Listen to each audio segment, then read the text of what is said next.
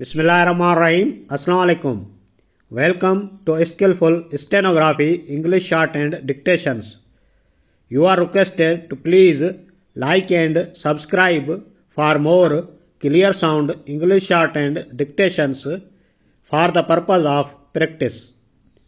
English Shorthand Dictation from Pitman Shorthand New Course Book. Exercise number 127. Start. My dear sir, on behalf of our clients, Messrs.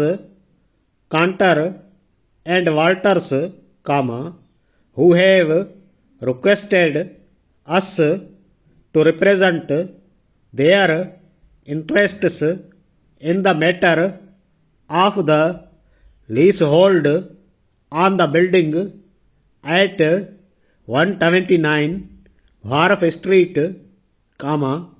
we wish to inform you that we have their permission to obtain a court order, under the terms of which you will not be able to alter the front of the building.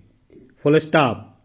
We think there is no doubt that the terms of the lease have been violated, and in our opinion it will be to your interest to stop any further operations until a decision has been rendered by the court.